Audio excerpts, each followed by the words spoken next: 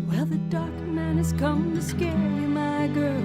Can't say whether he comes from this world, so you tell yourself that he's just a smoke swirl that only works for a while. For he's made of things too deep and too wild, and you can't turn him back with the mind of a child. For sure, his intentions are ugly and vile, though you don't know just what they are.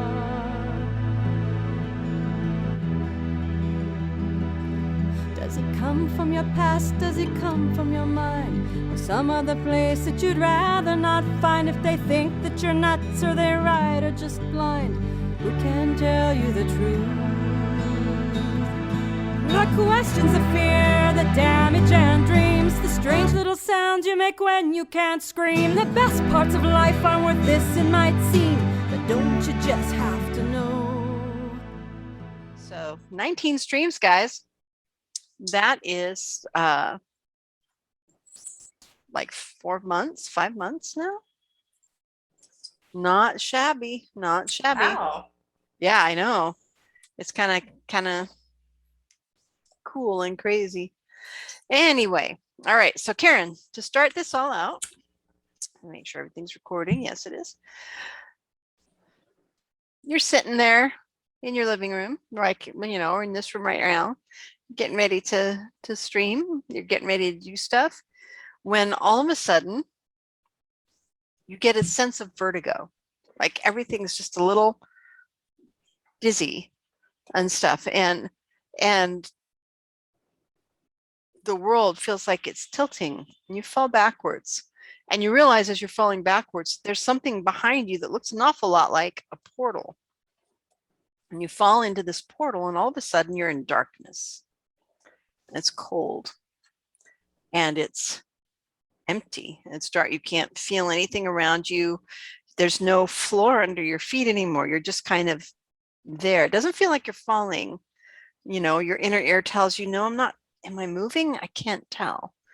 But you hear a voice in your head. And the voice says, come help us. Not creepy at all. And at that moment, I didn't understand that. What did he say? What did the voice say? Come out. Come help us. Come help us. Got it. Okay. And then your inner ear tells you that you are moving, and you're moving, and you're moving faster and faster. There's no wind. There's no air. Your clothing isn't moving, but your head and your body's telling you, no, I'm moving very fast. All of a sudden, you see a light ahead of you, a red light, and you realize it's another portal. And you didn't realize it. You thought maybe you were moving backwards, but no, you're not. You're moving forwards, but still with no wind to actually create any kind of sense of motion. You get closer and closer and closer to the red thing, the red opening or portal, and before you know it, you are spat out, and you land on your hands and knees.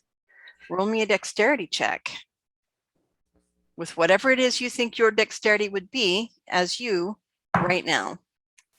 Oh. And then, so what would be my dexterity is like a little better than average. Okay. So what's a good number? Average on all of the stats is 10. Mm-hmm. So anything above 10 is above average. 18 is generally considered kind of the top, you know, an Olympic athlete would be 18. Whereas, you know, me sitting on the couch would probably be more like, you know, 8. You start getting negatives to your rolls at 9 and under, or under 9. Whereas you start getting positives to your rolls at 10 and up. So that gives you kind of a good idea. So if you're a little above average, you might be like a 12.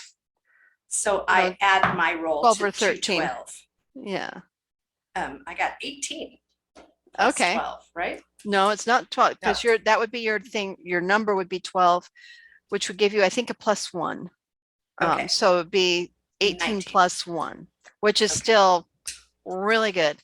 All right, so you get spat out, and instead of face planting and scraping up your arms and because you realize that what you're landing on is like blackened lava rock. It's sharp, it's disgusting. The smell of sulfur is suddenly, it wasn't out there though, but it is now. It's like when as soon as you cross through that portal, the smell of sulfur is so strong and terrible. But you managed to actually catch it, and instead of falling to your hands and knees or bracing yourself or face planting, you actually managed to do kind of a superhero landing, where you get the one hand down and the one hand up in case there's something you need to do. You've never experienced, of course, anything quite like this. And with the gem red light, it's not very bright in here, but you realize pretty quickly that you are surrounded. You're surrounded by a mob of, the only word that could be called is monsters. Demons, imps, strange things that look like they should be, oozing in some muck somewhere, and they're around, and they're watching you fairly quietly this time. But they're watching you very intently, and at the head of them is this very, very large demonic figure. Now, in movies and television and paintings, they paint these demonic lords as handsome and powerful looking, and they have big horns, and he is not like that. He's not like that at all. He's actually really horrifying. Nothing quite fits together right. One side is long, sharp teeth. One side is cracked, broken nubs. One side is muscular, but the muscles don't work right. They're in the wrong places, like somebody twisted them around his arms and stuff. And so it's just, instead of feeling like, okay, this is cool, badass looking thing, it makes you want to kind of puke a little bit. And into the silence, as he's looking at you, you realize it's his voice when he says again, "Help us."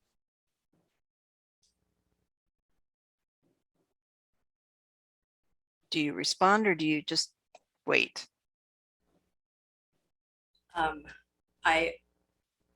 I look around and see how close, just to perceive whether they're like after me or they're taking a cue from him as he's asking me a question. And I say,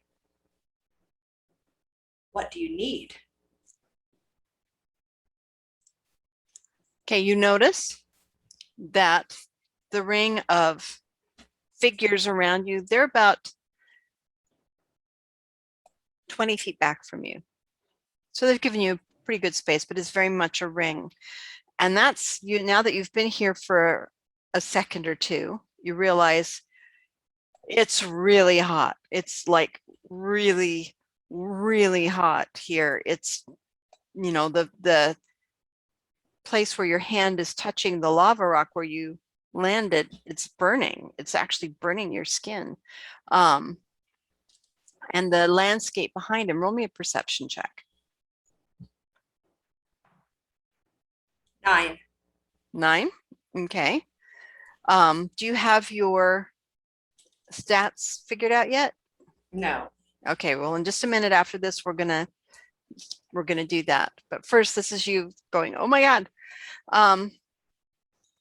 It's really hard to see beyond this ring of imps, but you don't see anything that looks like a feature or anything behind them. It's dark and hot and stinky, smells like sulfur, and they look like they'd rather eat you than be nice to you. You're not going to have a cup of tea with any of these guys.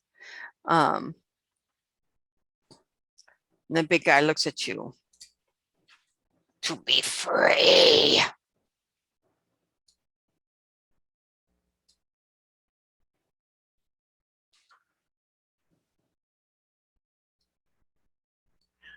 Free from this place or free from someone?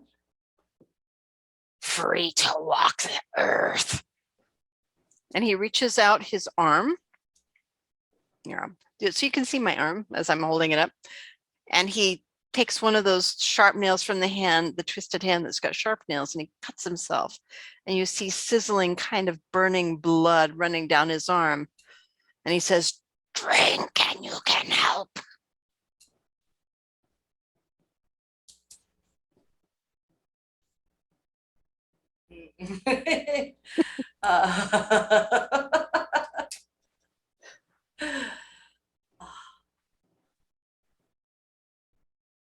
Okay, I'll drink.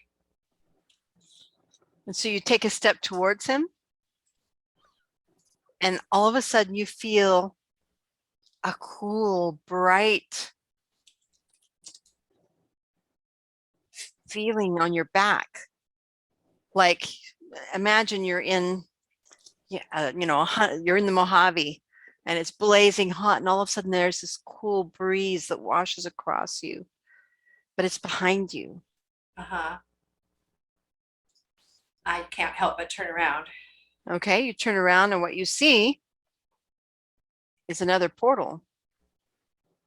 But instead of being the red, like this one appeared, this one is white. And a voice says, choice. Choice?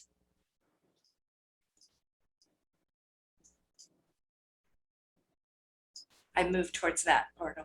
The white portal. Uh-huh. All right. The moment you start moving towards that portal, the circle of demonics starts to converge on you. Now, fortunately, you're closer to the portal, but you'll need to roll me. I don't know. Is it dexterity or it's running? Just straight out running. Uh-huh. Okay, a speed check to see if you make it through that portal before they get to you. 14. Okay. With your +1 dexterity. All right, you do. You can feel one little claw like brush the bottom of your foot as you make it and you leap through the portal. And you fall out just like you did with the last one onto the ground. Roll me a dexterity check. 11. Okay, this is much less graceful.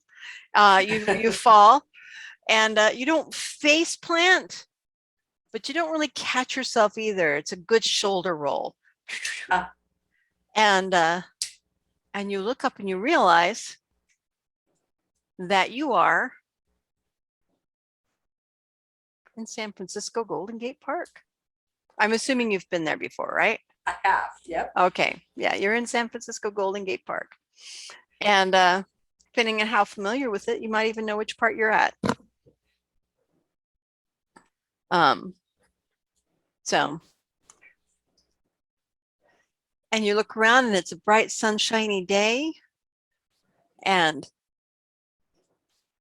doesn't seem like it should be like it that bright and sunshiny after what you just went through. It was short, but man, that was intense. And you're like, okay, maybe it was a dream. Maybe it was a dream. Maybe. Oh my God. One of those things or one like them, you see it behind a tree over there. You just catch a glimpse as it ducks back out of sight.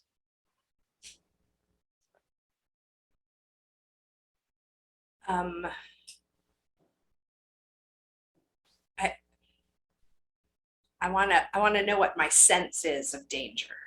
All right, roll me a perception check. 19. Oh, wow. Okay, that's a good one. Your sense is that that thing was looking at you, but something made it duck back out of sight. And so as you kind of scan the area, oh, this is the part of the Golden Gate Park off the Haight-Ashbury entrance.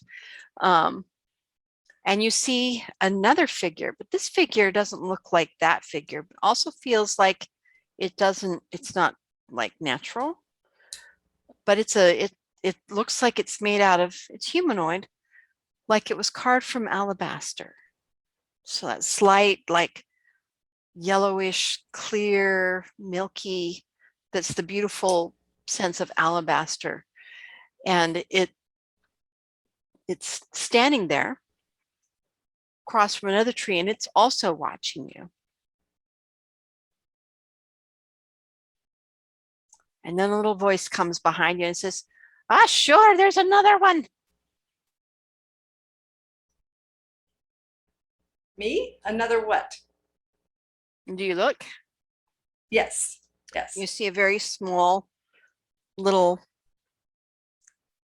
you think maybe a leprechaun because it's a little man, but he's not wearing like green or top hat or the typical, he's wearing kind of brownish clothes, very homespun looking and stuff.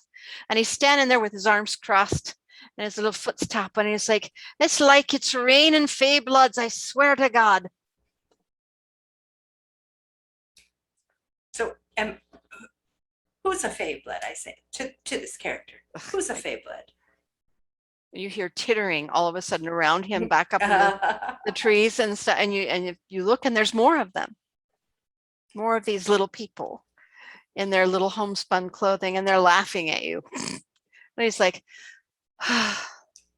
"Is this what we have to work with? All right, well, the prince wants to talk to you. So come along this way." I look back to the alabaster person. It's not there anymore.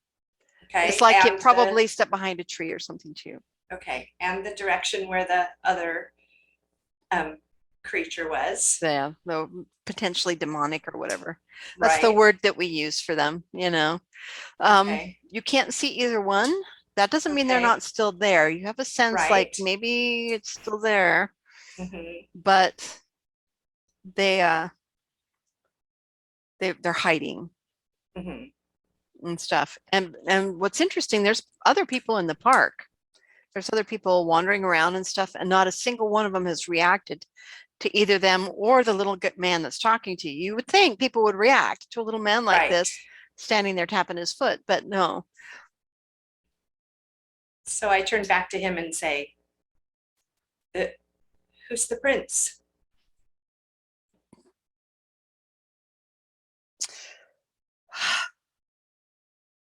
Well, you could just come with me and find out. Or should we tell her? I don't think we should tell her.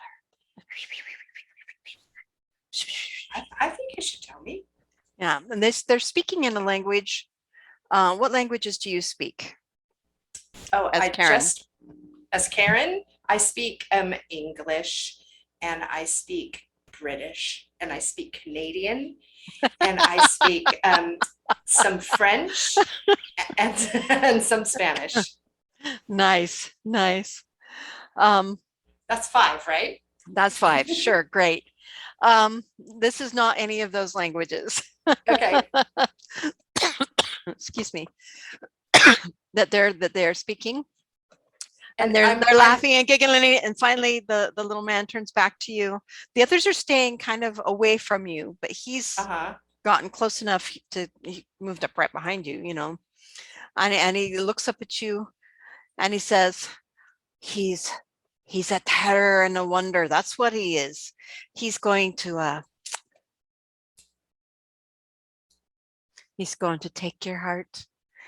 And by that I mean in a romantic kind of way. Except maybe not. You're just gonna have to come and see the monster that is the prince of the fairies. I can't turn down meeting the prince of the fairies. I will go with you. All right. And all of a sudden you see fold back behind. It looked like it had been part of his homespun clothing, but then as they fold out, you realize, no, he's got wings. This little guy is actually a fairy. He's not a leprechaun, at least not for your understanding. And he takes up, and then the whole cloud of them take up, and they start leading you back towards one of the thickets back there. And And you follow. All right. And you go back towards through the thickets, and it's starting to get a little thicker and thicker. And all of a sudden there's a hillside. Roll me a perception check for being able to follow him with his little flying, darting self, because he's not being very careful to make sure you can see exactly where he's going. 15.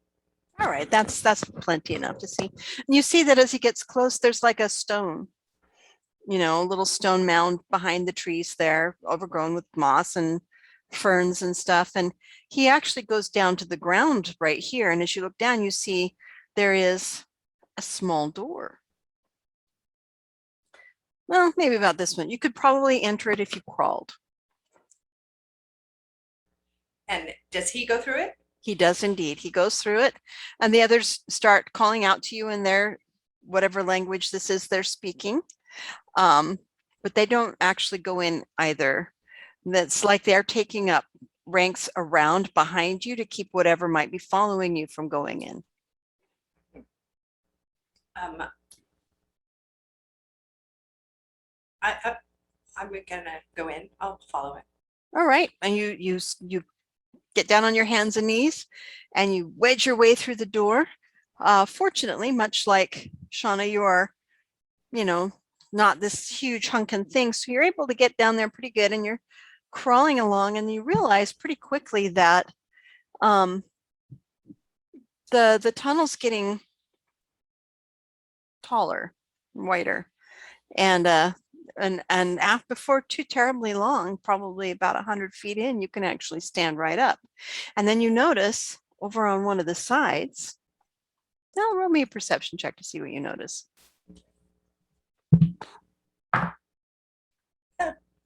7. All right.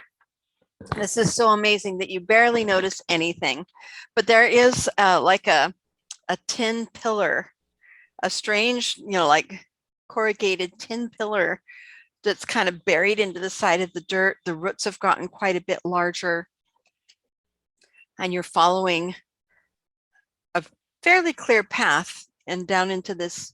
It's clear you're going down, and you're going down into the earth, down this, and it's dirt, not stone, not worked at all, but there is pretty, you know, significant path going through.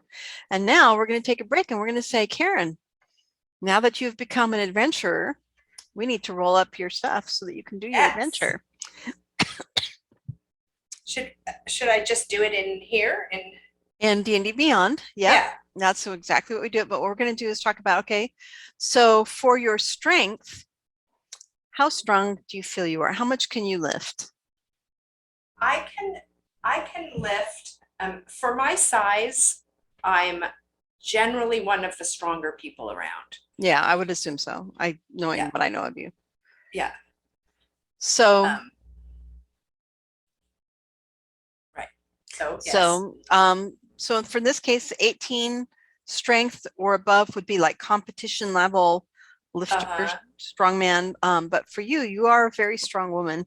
I would say you're probably a good 15, 16. Yeah. Okay. Okay. So strength.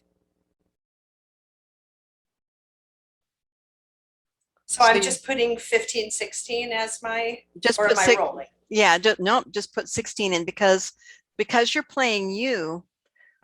What your skills are is not subject to a roll, is subject to what you can actually do.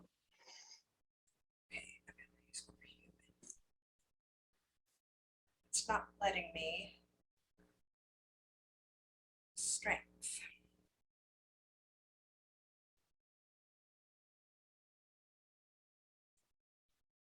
I'm sorry, I'm just technically not seeing how to enter it in here. Yeah. You can also just write it on a thing right now, and then I can help. Do that. I can do that. Okay. So okay. Oh. Strength, we're gonna say 16, right? Mm-hmm. Okay. I think I can see you on there now, getting ready. So I can help put in those numbers real quick. Okay. And then dexterity, what did we say? We said. You said 12, but I think it's higher than that because I mean, you're an archer, you're a diver and stuff, and so I would say you're probably more of a 13, 14. Okay. I like 14. Constitution. Okay. That's probably How easily do you get sick? not. Not? Okay, then that would Uh, probably be pretty high if you don't get sick and you can handle pain pretty well. And yeah, I would say 16 there too, probably. Okay. Okay. Intelligence. Now, intelligence is, that's your book smart, your thinking IQ, your ability to solve problems. So whatever your IQ might be would relate to that. So if you have a 130 IQ, you'd probably be a 14, 15 if it's, because that's in our world, that's just at the edge of genius level. Right. Yes. So, Right. that would be like a 15, 16. If it's 120, that'd be a good 14. Average, Oh. which is 90 to 100, would be a 10. All right. Let's say 12. Okay. And then wisdom. Wisdom is your street learning. It's not your book smarts or your problem solving. It's your ability Uh-huh. to understand how things work and how people work, and basically street smarts, common sense. 14. Okay. Charisma. And that's not just how pretty you are, although that is incorporated in that. It's how charming you are. How good are you at convincing people to do things? How good are you at making people like or fear you? And I would say that's probably pretty high because you're pretty charming. 16 there too? I would say at least 16, yeah. Maybe 17 even. Okay, 17. And then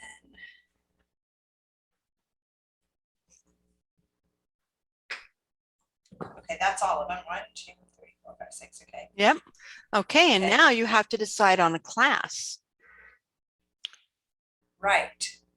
Are you a ranger? Are you a fighter? Are you a rogue? Are you a... And this will be able to change in a little bit later, but just starting right now, what do you think you can do? Shauna is a rogue because she can actually pick locks and is pretty darn sneaky in real life. Not that she steals things in real life, just that she's got that Right. that dexterous ability to do stuff. There's fighters, that just straight out can fight. Rangers nice because they're ones who deal a lot with the outdoors. They're some of the best bow users. They can do some tracking, some things like that. Druid are the ones that deal with animals, and love nature. Magicians and sorcerers handle magic.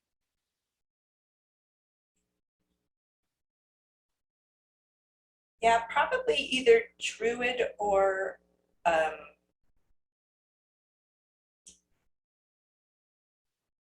Artificer. Okay. Of those two, I'd say probably more Druid. Okay, yeah, let's do Druid. Okay. Okay. All right, so we're going to take Druid, add class.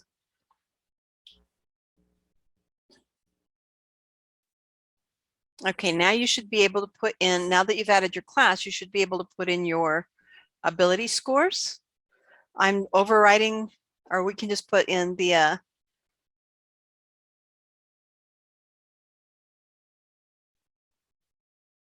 base score. In abilities. Yep.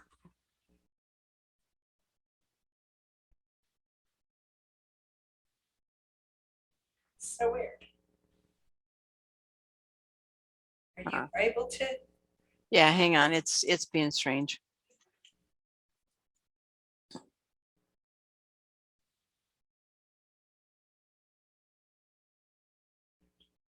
Oh, I see you. There we go. So your strength was 16, you said? Yes. All right.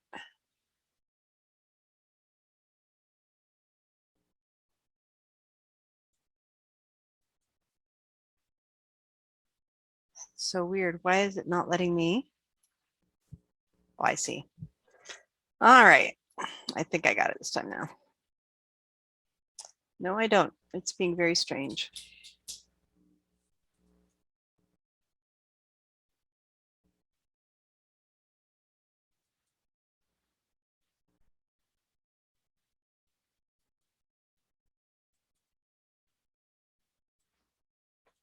Yeah, it's weird that it's not letting me do this. I'm going to have to do this in a second. So write those down on paper. Okay. And then we'll work at getting them in as we do that. Okay, Okay. so now you have a class. You don't know what to do with it yet, but it means that you have become an adventurer in a way that our mundane lives don't let us do that. You have your ability scores.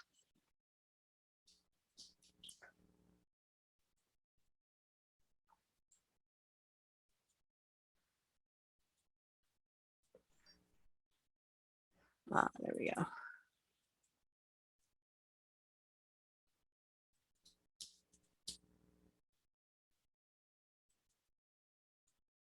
What did you say your intelligence was? 12.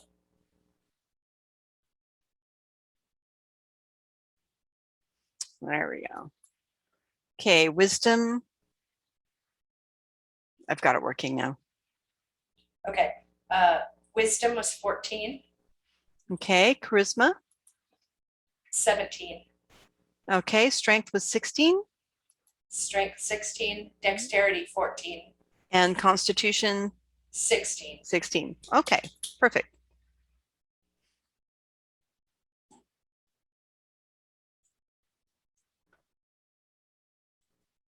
Okay, now the rest of this, you should be able to view your character sheet now. And Shauna, you should be able to view your character sheet that I've made for you as well. Yep. And you can go in and see what things fit that for you. All right, and now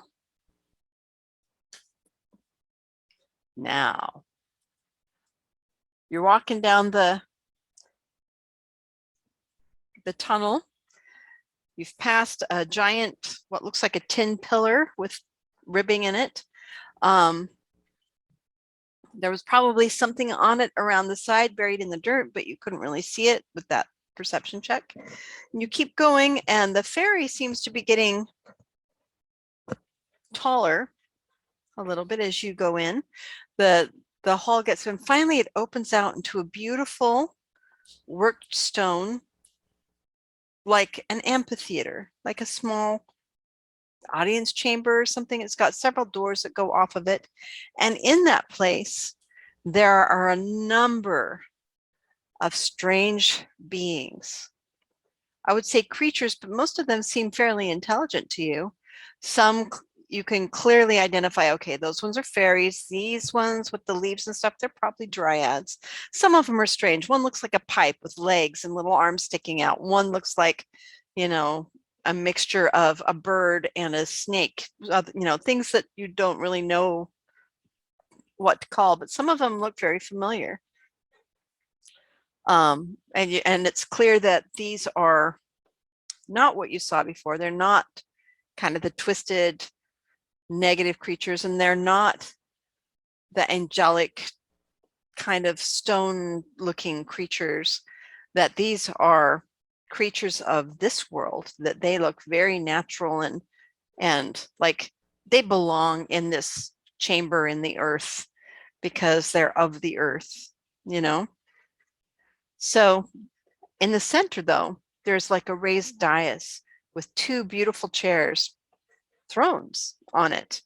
And one of the thrones is empty, and in the other one there sits a beautiful woman. She's regal, she is elvish. You can see folded down behind her back what looks like could be maybe gossamer wings, but maybe it's just a cloak, you're not really sure. She seems tall. She seems in a way that our art would say is perfect. with long, long black hair and alabaster skin. And as you approach with the little man, she says, "Well, Joey, what have you brought me today?" And Joey, clearly the little fairy man that was bringing you here, says, "Oh, I thought the prince would be the one that'd be in and handling all of this. He handled the last batch." And she says, "Well, now you have me. What do we have today?" And he says, "Well, Mom, Your Majesty, Your Royal Highness, and all, I don't know what all you want me to say, but this one is a Fae blood, and they were coming after her, which means that she's probably got some, you know what, and that maybe she could help us." And the woman leans forward and she says, and she gestures gently to you. And her look doesn't seem inviting, but it also doesn't seem cold. It's more considering, like she's trying to figure out what you are and who you are. And she gestures you to approach. Do you? Is the dais is raised, Yes, it is. and then how far from me is she? Oh, probably a good 50, 60 feet. And then how far from the edge of the dais is she? It's the dais is not big.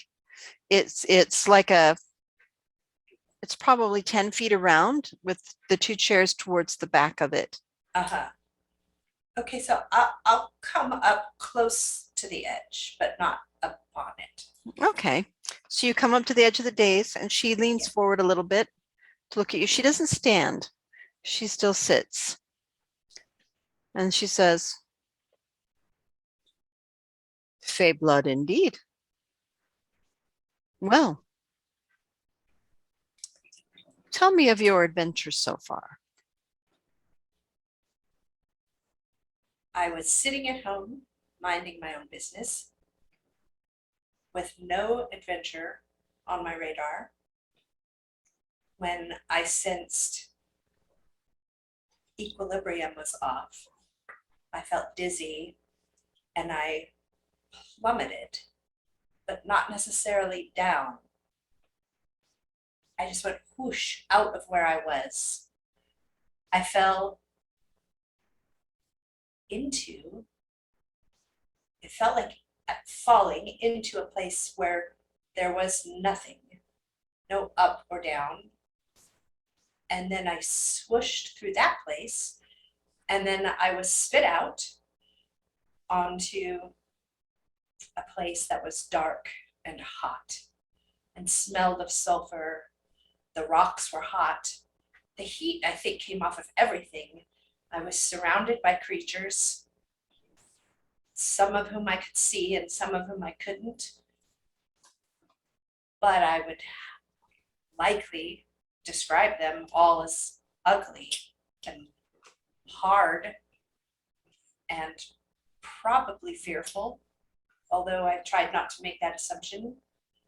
And one of them approached me and asked for my help.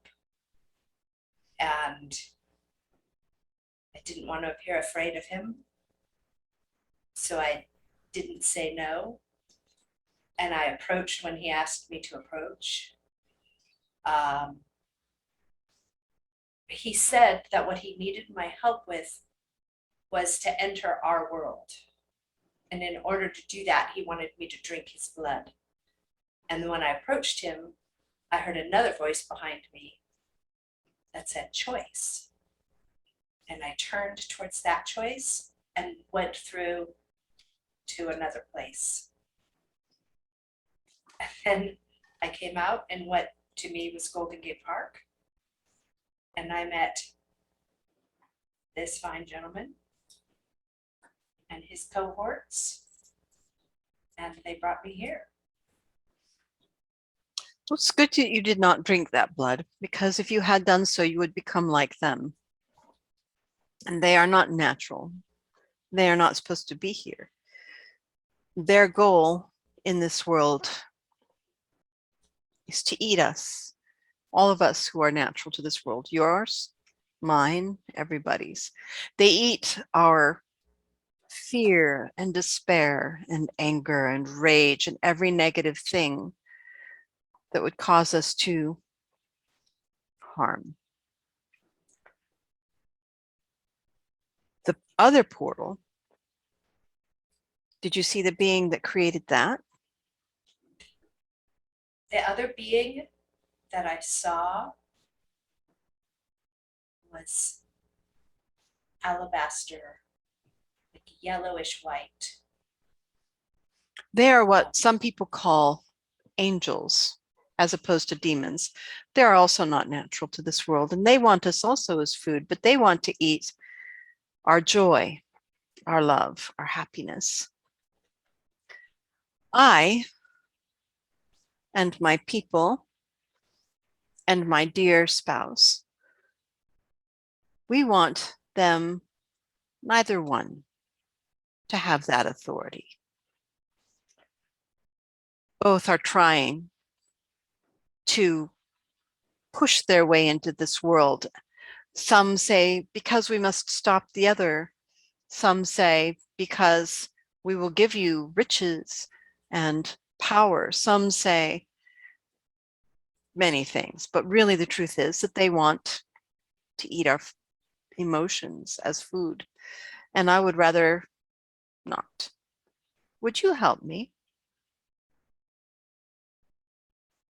Do you have a desire that drives you besides stopping somebody else's desire? Oh, yes. We are of this world. It is ours, and we protect it in all ways. Let me show you the danger of that. And this beautiful, perfect woman, she moves her skirt aside, and all of the creatures around her gasp, and Joey, the little fairy, they all avert their eyes. And she holds out her leg a little bit, as much as she can, and you see that it is twisted and gnarled and misshapen, almost like it couldn't belong to this body because everything else is so perfect. After a moment of letting you look at it, she covers it up again. And when you look again at her face, you see that her eyes are sad.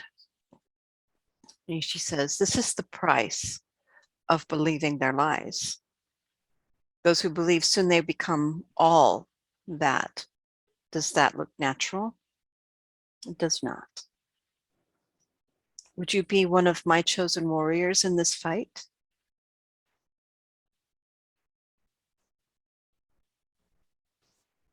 Roll Yes. me. Oh, okay, I don't have to. I was going to say, roll me a charisma save to see if she persuades you, but it sounds like you don't need to. Okay, I'll join her. Okay. All right. And she reaches out.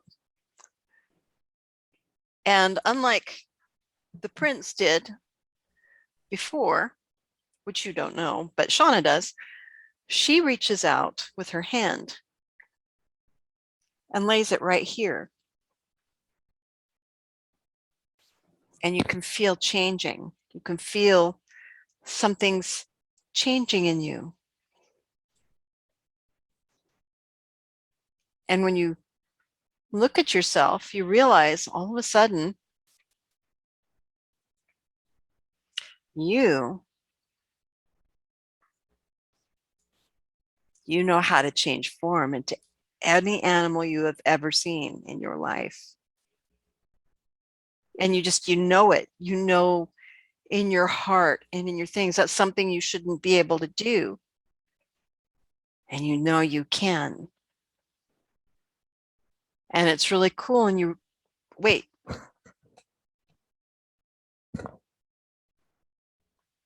Your ears are pointed now. Oh, So you have what looks like elfish type ears, much like many of the people around you. And now we'll go Just to like Shauna. them. Just like them. And now, Shauna, now we're going to go to you. Yes. See what's been happening with Shauna since the last game. That is a good question. All right.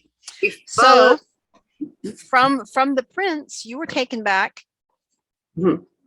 And it was so cool, but it was so awkward.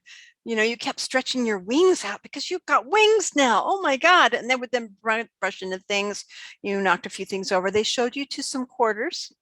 You actually share what looks like almost like a barracks room, but it's a fairy barracks. So it's actually really quite pretty and very odd.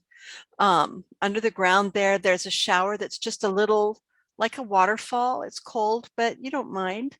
And stuff there that goes down into a little basin that sinks into the ground.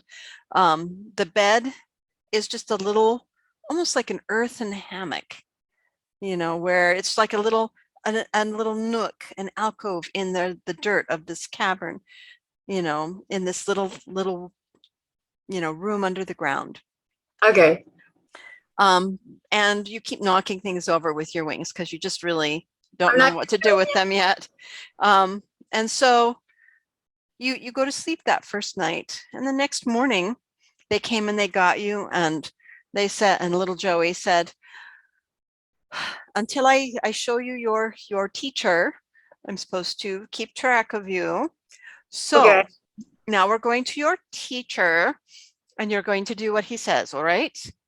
Oh, why do you keep saying teacher like teacher? Like is it scary?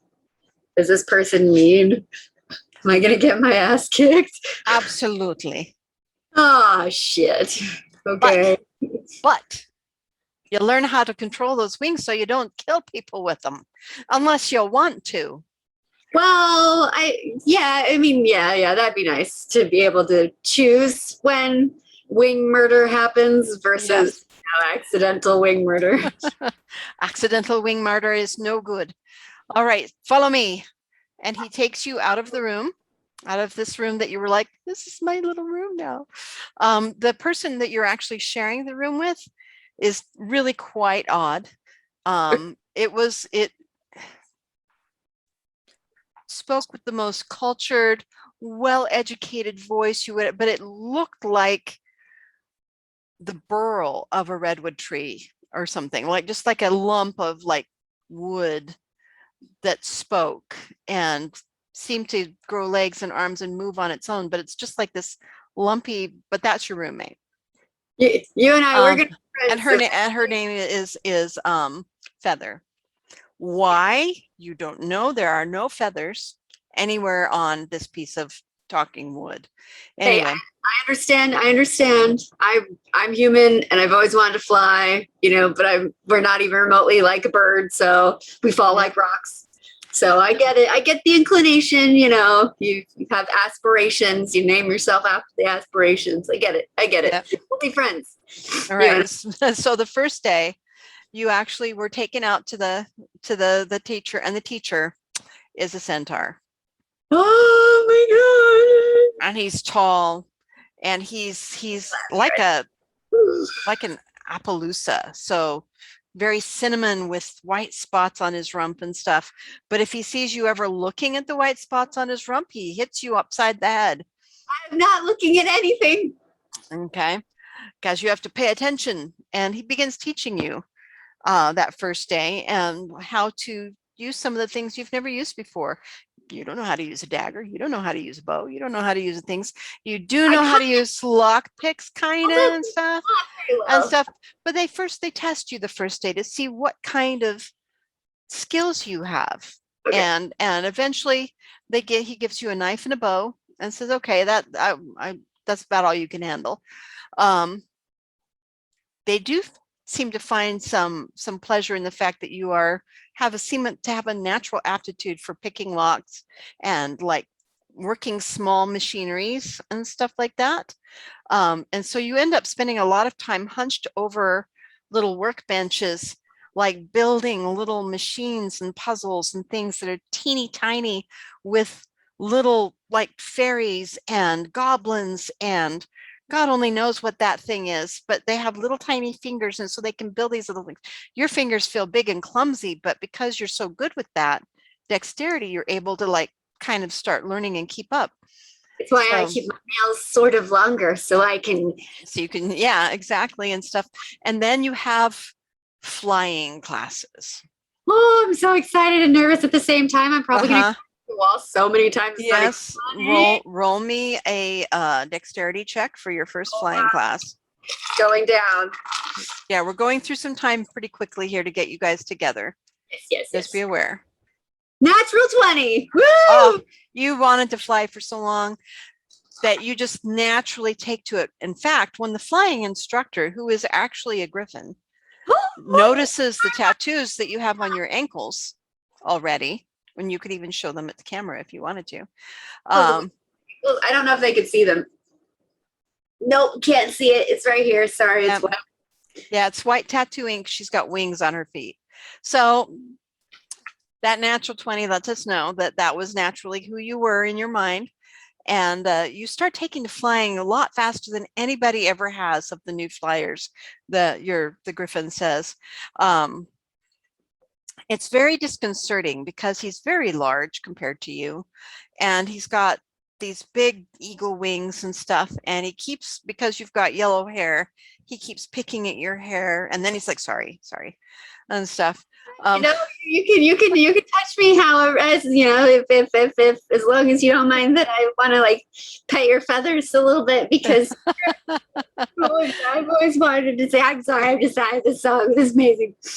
Yeah, so and that first day, it's a long day, and by the time the end of the day comes around, you were ready to go to bed 4 hours ago. You are exhausted with all of the learning, but this is fast-paced learning.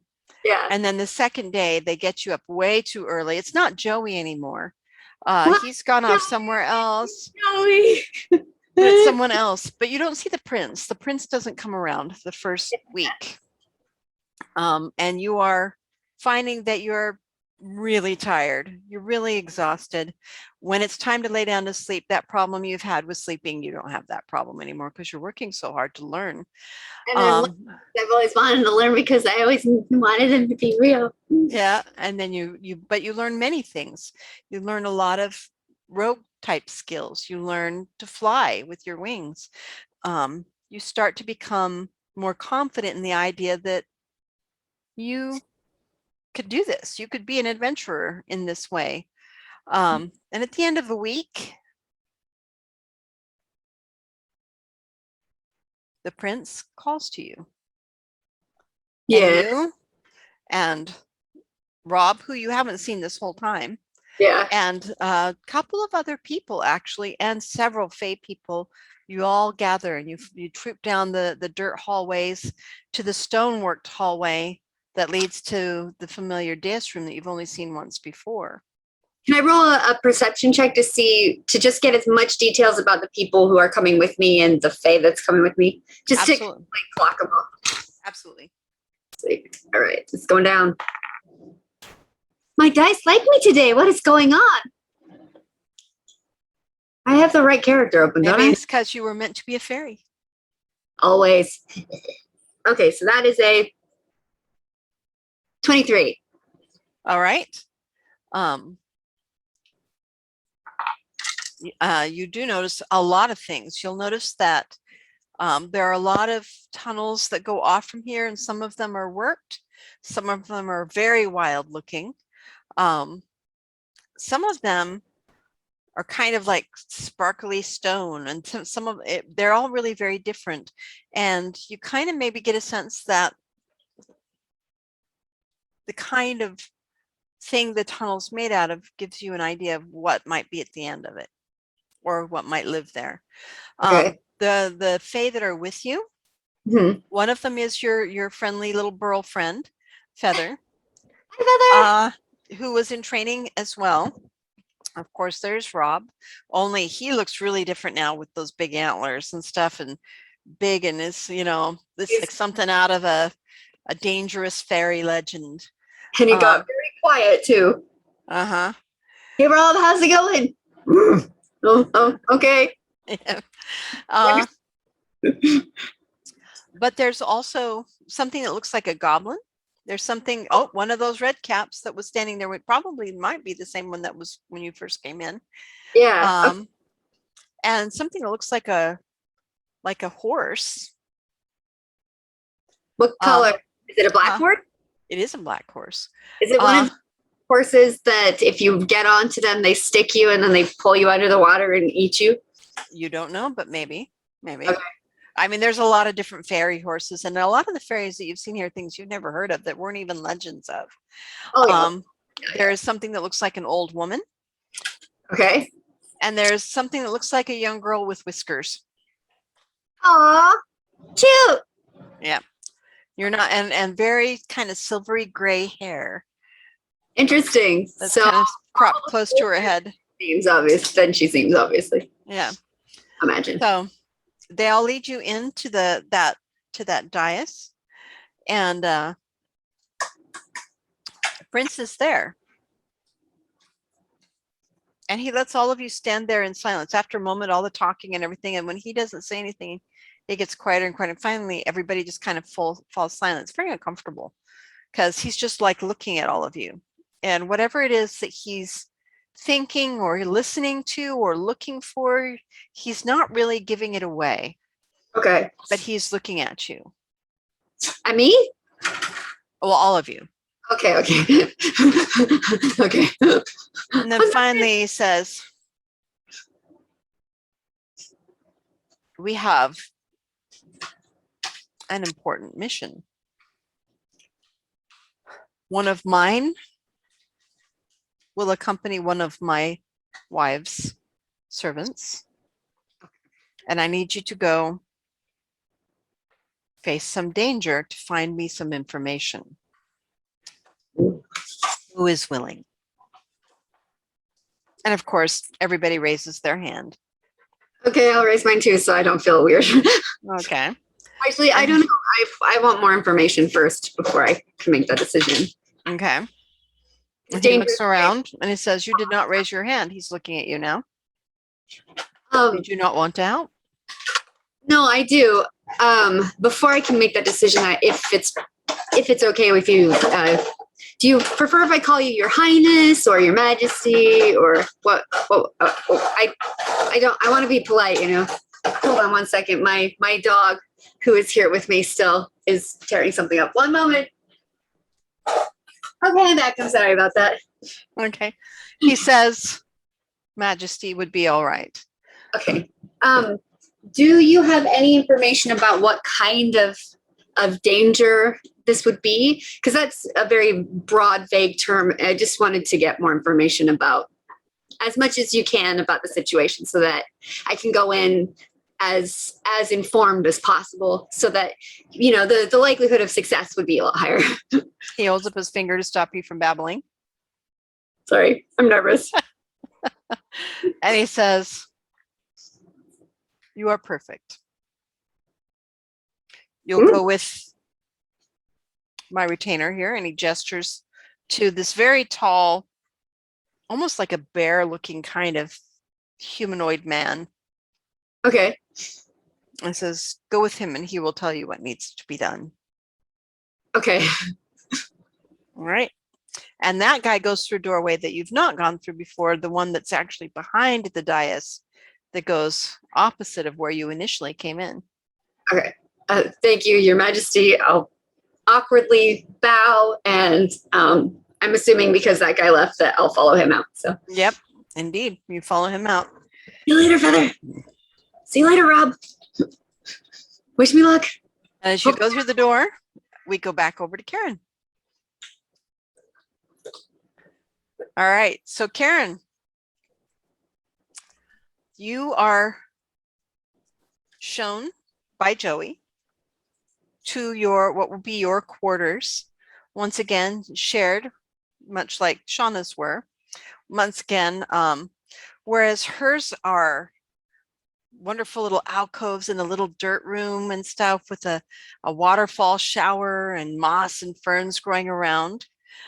Yours is not. When he takes you to a place, it's actually like a little underground sandy cave, like a cove.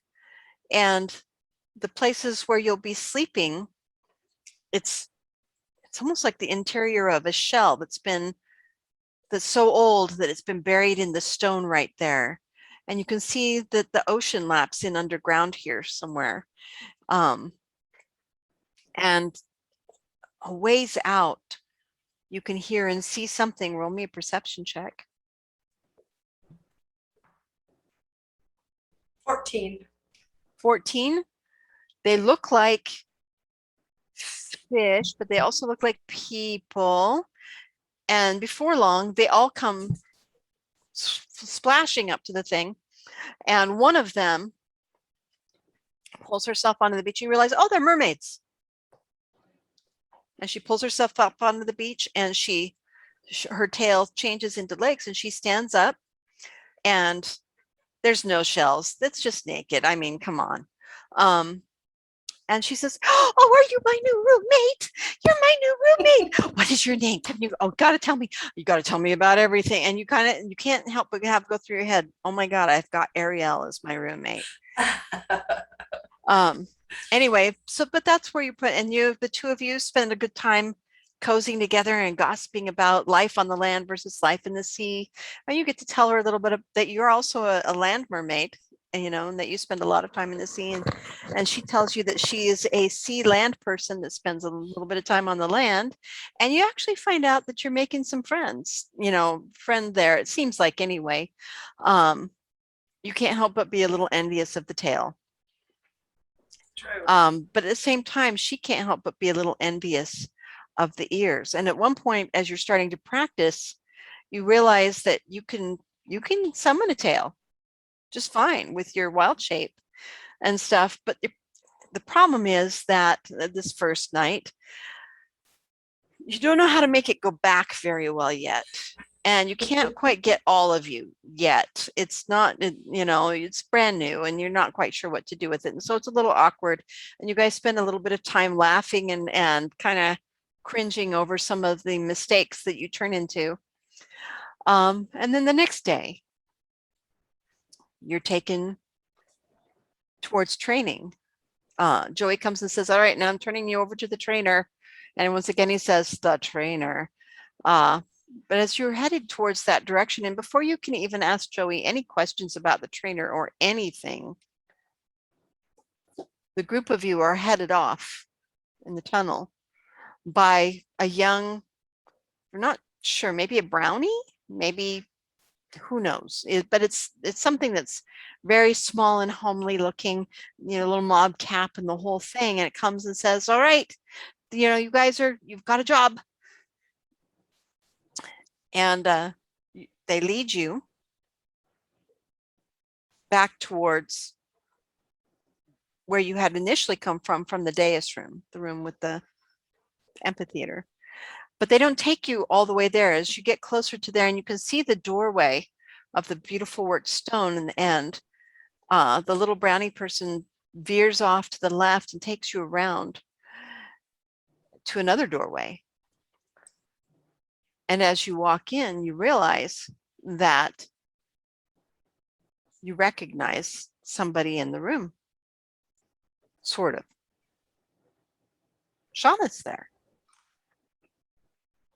And she's standing in front of a table looking at various documents and things that are around, while this large man who looks kind of like a bear. In fact, you think maybe he's wearing a bear skin over his shoulders, but he's just this big, massive, heavy jowled guy.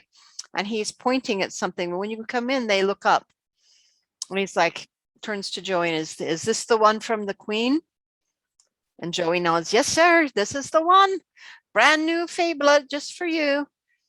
And the bear snorts. He's like, gestures you over. You realize that Joey doesn't accompany you. He actually slips out the door and says, good luck, and closes it behind you. And now the two of you are alone in the room with this giant bear man. I am so glad it's you. You'll notice that Karen has elf ears. You don't have elf ears yet, Shauna, but Karen has elf ears. Karen, you notice, I mean, it's kind of hard not to miss either one of these things. wings. She has butterfly wings. Yep. Big, beautiful Butterfly butterfly wings. wings. I can Yeah. fly too. I'm so, it's like Oh my gosh. I can make a mermaid tail too. I can finally swim like I like to swim. really? Oh my god, that's amazing. This is like Pretty okay. sure. So I have this feeling we're gonna wake up at some point and the whole thing's gonna be a dream. Like this one giant cock tease. Right. So what are you doing? What are you working on? Okay, so the prince is sending us on kind of a reconnaissance mission, I suppose. I haven't gotten all the details yet about what exactly that entails and how dangerous it will be, but he did say it would be dangerous. So I'm trying to get as much information as possible. I'm glad he's not sending me alone. I thought he was for a second because he was like, "You're perfect. Follow that guy. He'll give you all the information." And then he just sent me off by myself. So I'm very glad. So it's just you and I and hi, bear guy. He stands up and he says, Burn is my name. But his voice is much bigger and growlier than mine could ever be. There's more. So, Yeah, it's more Burn is my name.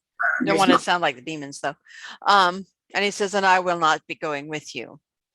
But there are some things you need to understand that I alone can tell you because I have the authority. okay, I'm all ears. He's like, literally. And they're new. And shiny. He does this. All right, I'm listening. And I he meant I'm says, listening. the king and the queen and the prince and the princess don't always have the same goals. So in this case, since it is for both sides of the world, one is over the things above, one is over the things below. Okay. One is over the things in the center. And so in this case, where we are fighting for the whole earth, both the prince and the princess require representatives on each mission so Makes that sense. nobody can say that one was trying to do something untoward without the other. Okay. So I know you're new, and he turns to look at you, Karen, and that you are not trained yet. And I know that you are new and only barely trained, but right now you are what we have. I need you to go to a warehouse here. And he points to the map of San Francisco, and you can see that there's this like warehouse tucked in alongside one of the streets here, not too far away actually from where the park is. It's in San Francisco, and he says, in this warehouse, we've heard that there is a information or perhaps something that is contributing to the demonic and the angelic being able to enter our realm. They shouldn't be able to come here. They're interdimensional, and we are not their dimension, but they do. And they're coming more than they ever have before. Mm-hmm. And we have news that perhaps in this place there is information about how this is happening. And I need you to go in there as human beings so there's less suspicion and Okay. find that for me. I guess my largest question is, so these creature things have seen what I look like, at least. I don't know, have you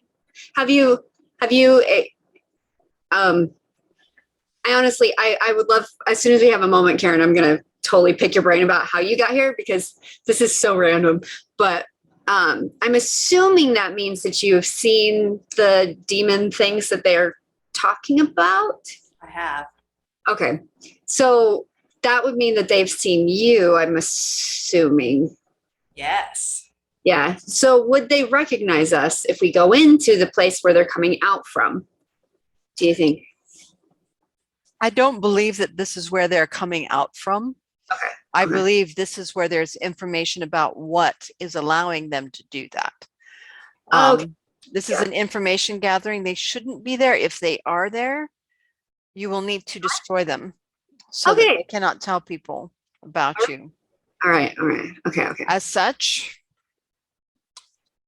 and he goes like this, and he turns around and he comes back with some armloads of stuff. And he's like, all right, let's see. And he looks at you, Karen. Is that right? And he hands you a bow. And it's so pretty. It's so cool looking. You get the feeling this is like their cheap bow, but I mean, it's an elvish bow. And it's beautiful. And it's this mahogany, this like beautiful dark wood, and it's carved. And you can't, in this light, you can't really tell what the carvings are. When you get it outside, maybe you'll be able to. And the quiver of arrows that's with it just kind of follows it in the air, like they can never be separated fully. So you can never lose your ammo, I guess. Yeah. You don't have to carry it. Oh. Yeah. So and then he's looking around, and then he's like, and he takes this little case, Shauna. It's a little roll-up case, little fabric roll-up case. And the fabric is glinty and beautiful and glistening and very, very fairy-like.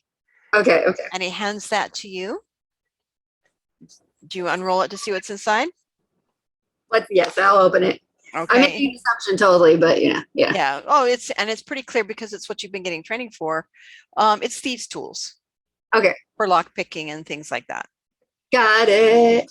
But the metal that they're made out of, it's light like aluminum and it's beautiful like silver, but you get the feeling that it's not going to break, that it's not like flimsy, like so much of our stuff would be.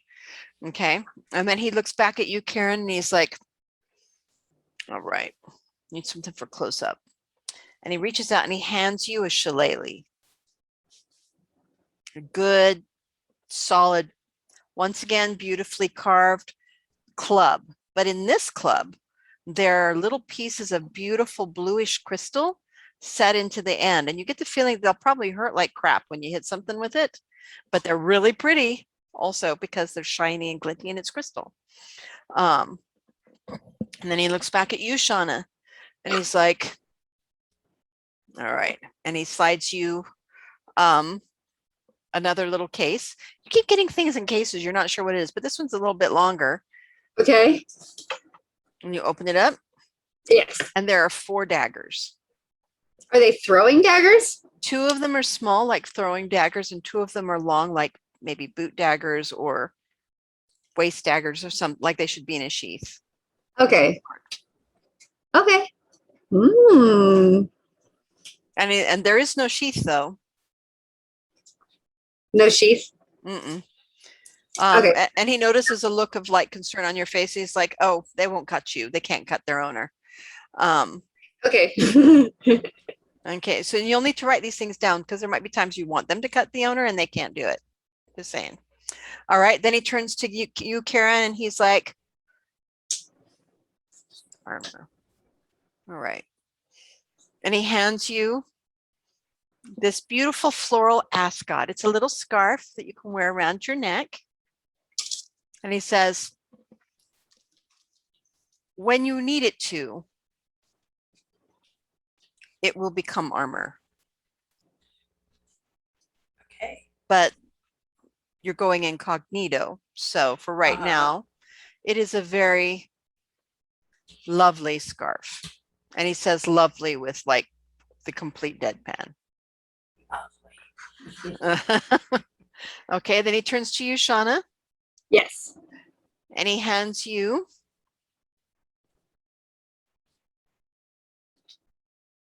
he digs through things a little bit.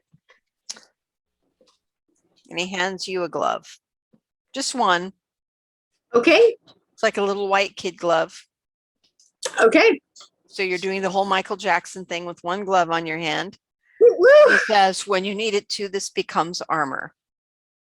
Nice. What is that plus? Okay, so both of those would be the equivalent of +1 leather armor, Okay. but only when you need it. +1 leather armor when you need it. So whenever you get into a fight kind of thing. Yeah. Or you fall off something or whatever. You'll see what that means when we get into actual action. Okay. All right. So Yeah.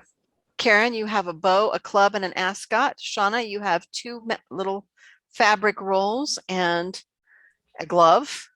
I And then he says, couple daggers and a glove. One glove, rocking. right. He says, now you don't need to worry about your Fae blood showing out there. Okay. It shows in here, but out there, humans, they are foolish. They don't really look at anything.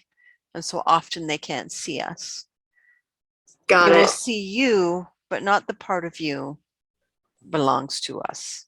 So Now, nothing the demonic and angelic, however, they will. Okay. So I don't have to worry about trying to hide my wings, which is probably good because that would be difficult to do. Though in San Francisco, I doubt anyone would question it.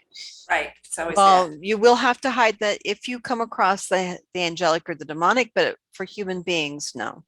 Got it. All right. I have 2 questions for Bear. Yes. Number 1 is, will we recognize this information when we see it?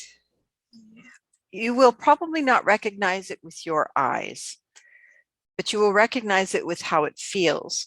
If it feels like the demonic place, hot and harsh and that kind of a feeling, then you know that that is where it's from. If it feels like the angelic place, cold and icy and featureless, then that is where it's from. If you do not feel either of those things, you'll have to try and read it. And if it's something like that, you know, you'll just read it. But if you feel neither of those things, then our information is wrong. And we've sent you in the wrong place. And my second question is, how do we destroy the demons and the angels? Oh, just like us. Okay. These weapons that I have given These you tools, should have that ability. Now, because they are more energetic based, regular, you know, you could throw a chair at them and it won't really hurt them unless it is a chair that has been magicked to do so. But these coming from our realm should be able to harm them. Okay. I have a question as well, real quick. By chance, do you have anything I could put on my dog to keep her safe, or can I leave her here with you guys and you guys will watch her for me? They look at your dog. She's not that much trouble. I think you should leave her here just in case there is danger. Yeah, I'd rather her be safe personally. You've been noticing over the last week, as the dog's been following you around, that last night, just you could have sworn when you were like, "Are you a good girl?" She said, "Yes." I could be going crazy too. I mean, I don't know. Also, I mean, you're in a really strange place. Yeah. Yeah. But you did have a moment where you had to stop her from chewing on Feather. So Oh, yeah, that's accurate, actually. Yeah, she does like chewing up wood. Yep. So he takes your dogs. Do you have her on a leash, or is she just wandering around with you? I have her on a leash, yeah. Okay, so he takes your leash and looks at it, how flimsy it is. I made the leash out of because when I first came here, I didn't have anything because I had just been holding her when everything happened. Mm-hmm. So, yeah, I just kind of made one out of a twig or a little vine thing because I didn't want her to get lost or run away Or anything. Cool. All right. And he says, well, no more time. We need to get this done. Okay. All right, here we go. All right. And then he gestures. And the back of the room opens up. just like the dirt and the roots and everything pull apart. And there's a very short tunnel that leads out. You can see sunlight right out there. It's sunny. Okay. Which makes me suspicious because it's so rarely sunny in San Francisco. But all right, here we go. All right. On an adventure. Please wish us luck. Do you guys go on out? Yep. Yeah. You start to head out, and as you start to walk out, you realize, Karen and Shauna, that each step that you take, Mm-hmm.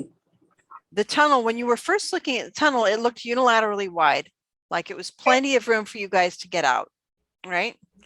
Each step you take, it looks tighter and tighter and tighter until when you finally get to the end of it, you are once again on your hands and knees crawling out of this tunnel. That's is that your elbow? Get that. Sorry. Move. Please. Don't fart. Okay. Please. Okay. We're almost there. We're almost there. Okay, and you finally get out and you realize, roll me a perception check, Karen and Shauna. Damn it.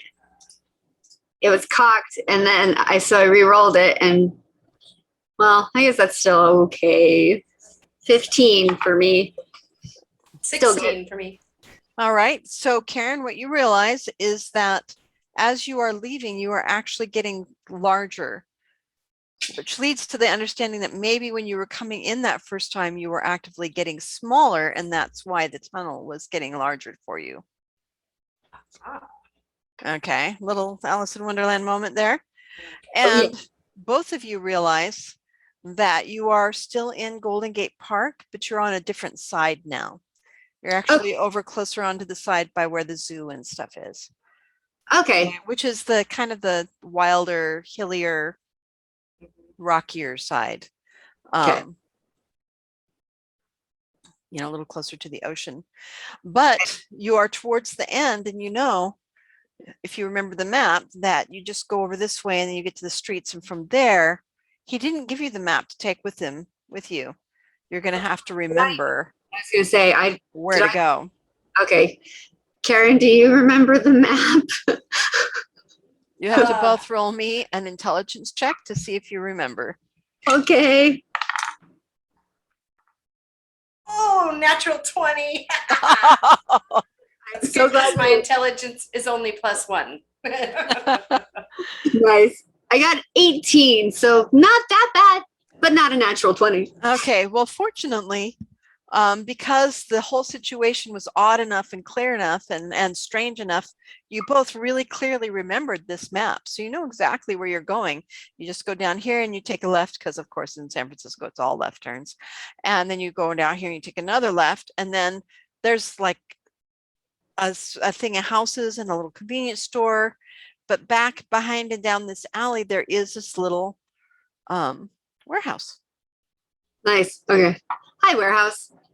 And it's as you get closer. Oh, you're standing out there. So now you know you have to go just either you can go around to where the trail is and the exit, or you can climb over this hill and try and get over the fence the hard way, which is more direct but harder. Let's see. Let me see. Can I do may I do a perception check to see if going one way or the other, if I see anything that looks kind of like it might, like that says danger, Will Robinson, danger. Can I? Okay. Just want to see if one looks more dangerous than the other. Difficult or harder, doesn't matter to me. Let's see. That is a 21. Okay. Right now, one is longer because you're going around, but Okay. also less suspicious than if you're climbing over a fence and stuff like that. So the chances, you don't see anything that seems like in danger right now, but if you're trying to be inconspicuous or just like normal humans, you would go around the long way. What do you think, Karen? That I think I'm kind of leaning towards going around the long way also, just because it gives us more perspective and information. yeah, we can kind of be casing the joint at the same time. Yep, exactly. Kind of circle around rather than And stumble yeah. straight. Look it forward, ho! Yeah, yeah. All right. So you guys easily go around.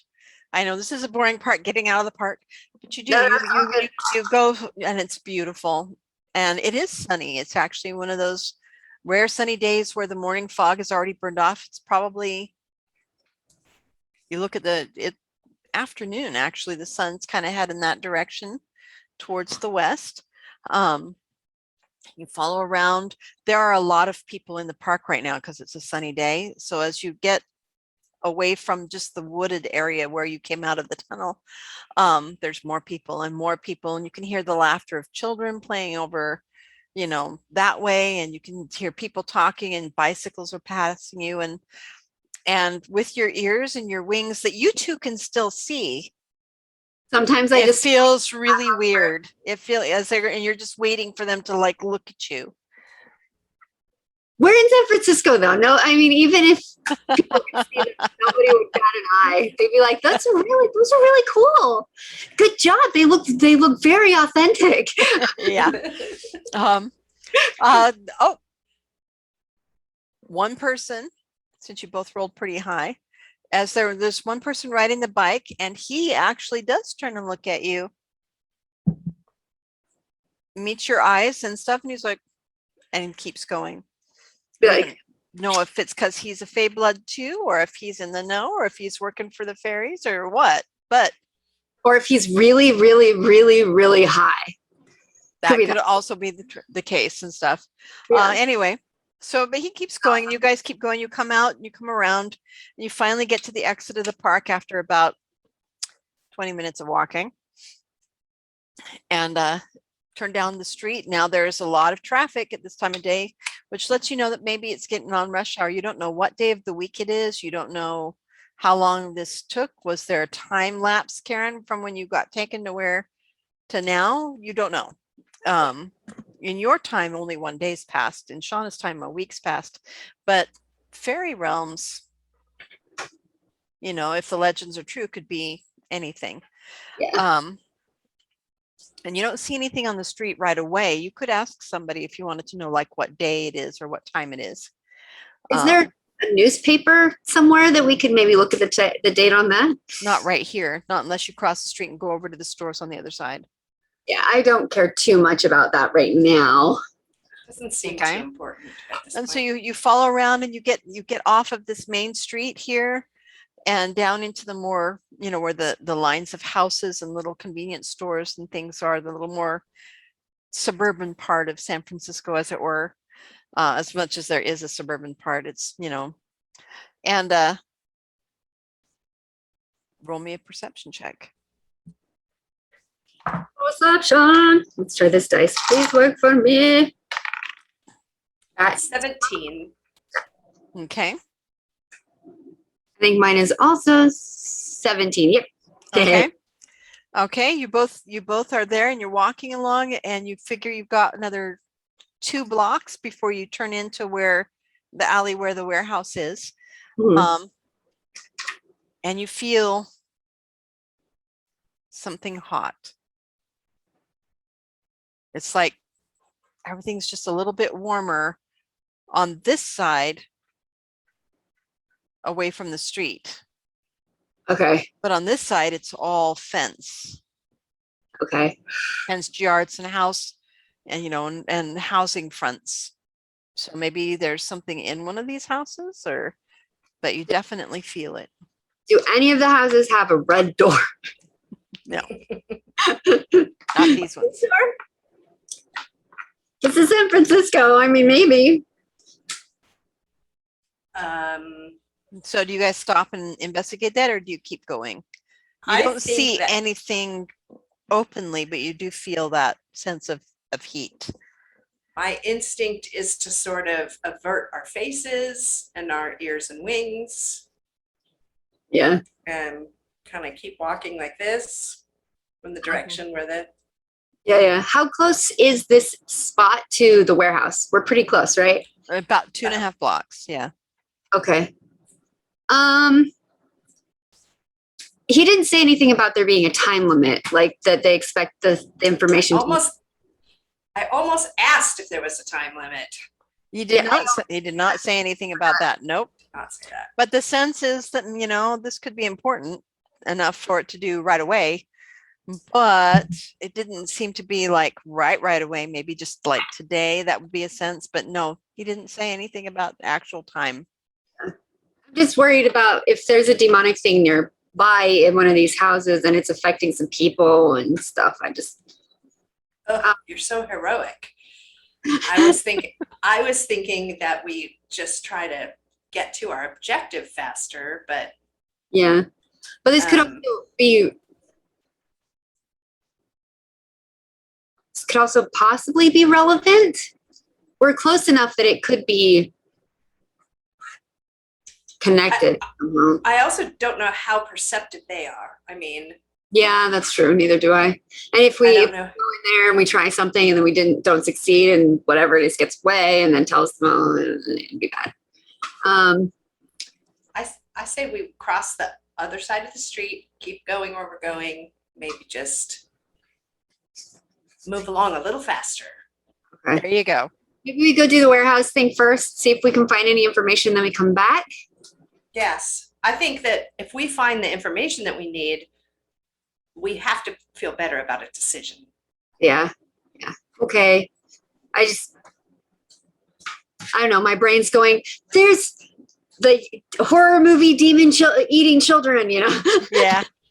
But also, I think if we get distracted by a maybe situation, when what we're after is the bigger situation. Like, I hate to ever evaluate things in terms of like, if we can stop the big picture by avoiding this, then even if someone's being hurt there, we're still doing more good in the long run.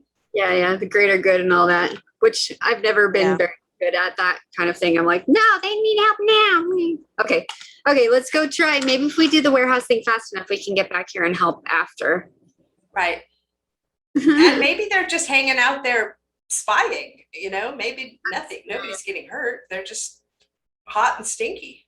Yeah. Yeah. I don't know. I'm worried. Huh? I know. But you're okay trying for the warehouse first? Try the warehouse first. Okay. Then let's hurry. Okay. Okay. Run. Skip. Skip to my loo. Nonchalantly hurrying. No. Okay, you go away. You pass the house and you. I'm sorry, house. I'm gonna clock the house in my memory though, just so that I can get back here more easily. Okay. And you guys, you go on down.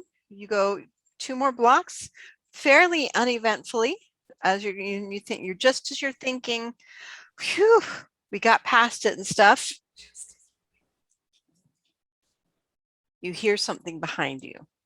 Okay. What do we hear? It sounds like somebody took old meat and is slapping it on the ground. Ugh. Flap. Whoosh. Flap. Sorry. Whoosh. No, okay. Fine. I'm fine. It's fine. Okay, we're good. Yeah. So Slowly she turned.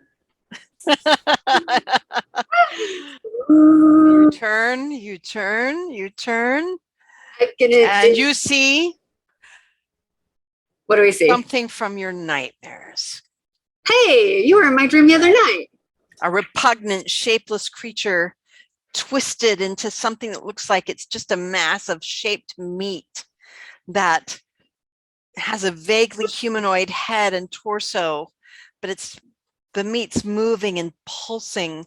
There's kind of a face that looks like it's in absolute torment and anguish. The little mouth that seems like it's trying to scream in horror or say something, but it can't quite move right. It's a horrifying thing. That's tragic. And there's another one behind it. Are they coming towards us? Yeah, absolutely. They are looking right at you. I'm going for an arrow and just going to straight go for shooting that All one right. that's closest. Okay, and both of you need to roll me. Our thing. Yeah. Thing. Yeah, fight. words. The fight number. Fuck thingy. me. What did you get? A 20? Another natural 20. And I think that this is the one I got a minute ago was my first one. Yeah. Shit, that's exciting. All right. So your initiative is 20? Plus what? Do you have any pluses to your initiative? Initiative. Initiative, I have to turn it this way.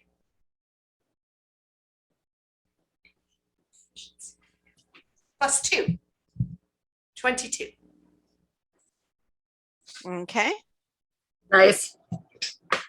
I got a 21, so I'm right after you. And what did you do? I rolled a 4. And their dexterity In your is face, -3. giant meat things. Their dexterity is -3, so they are at a 1. So what was your Shauna again? Shauna, what was, I'm 21. sorry, 21. My internet is saying it's unstable, and so you're blinking out every now and again on me. That's All right. right, which means Karen, you go first. And you shoot it with its arrow, roll to hit. Yep. Okay, that wasn't my roll to hit, that 20? That natural Nope, 20 wasn't no. my roll to hit? No, that's your initiative. Okay. So you always get to go first now for how Okay. long this little bit of battle lasts you. And so this is a strength or? For a bow, it's your dexterity. Okay, so it's a 13 + 2 is 15. All right, let's see. Armor class. Yep, that does indeed hit. And now, roll me your damage. It should say on there what your bow does.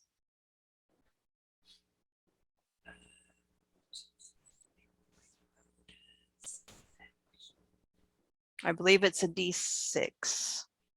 +5 hit DC. Oh, no, that's unarmed strike.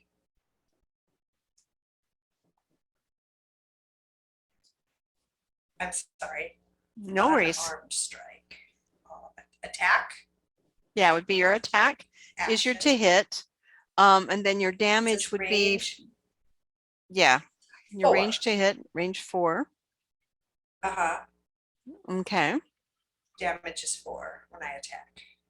Okay.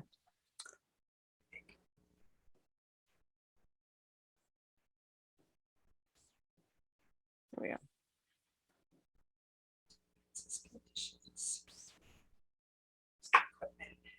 Okay. Now, how are you two feeling with facing these horrible monstrosities? They're not huge, but they're disgusting and just sad. How do you feel? I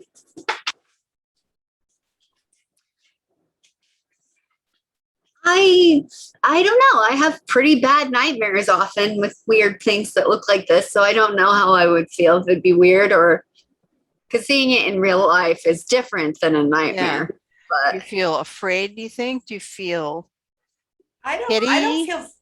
don't feel very afraid. I feel pity.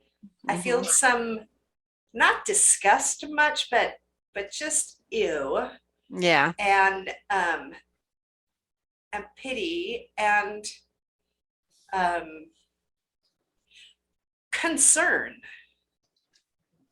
And Okay. I mean, concern's a really good word because all the different ways it could take you, there's a little bit of all of those. Right. Yeah. Okay.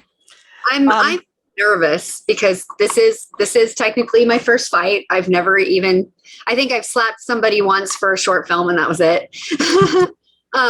But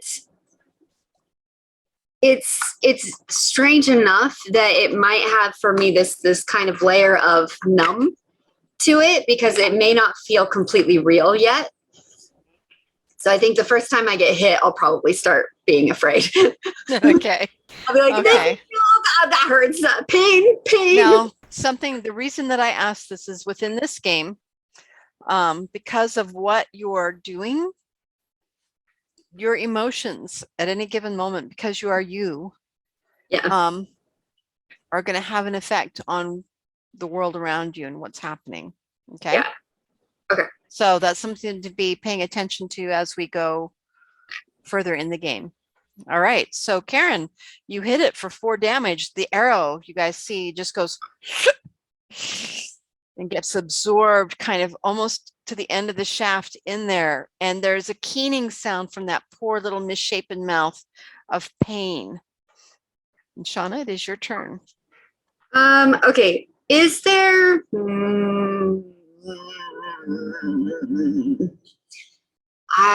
how the frig do we get these guys? Give them mercy quickly. All I've got are some throwing daggers, so I guess. When you've got regular daggers too, but you do have throwing daggers. How far from us are they? They were right behind you, so they're only like 5-6 feet from you. Oh, okay. So I can totally I'll step in front of Karen and Okay. have one dagger in each hand because I can do 2-weapon fighting. Yeah. And I'm gonna slice it, and I'm gonna be like, "I'm sorry, you look All right. miserable. I'm trying to help you." Okay. Roll me your 2 hit. Okay. Now, for your first level rogue, do you get dual weapon fighting already? Well, it just says actions in combat. Sorry. Bonus action 2-weapon fighting. Awesome. Okay. That's So all. roll for both. Okay, so 17 plus was my friggin'. It'll be your strength. My strength. Okay. 19 for the first one. Okay. And that one's a 19 on the dice. So I like these dice today. They're being very nice to me. 21 for the second one. Okay. So both of those hit. Roll me your damage. Okay. Wait, where are you? What the fuck? Where did you go? Notice my cool mug, audience, while I'm yes. Sorry. My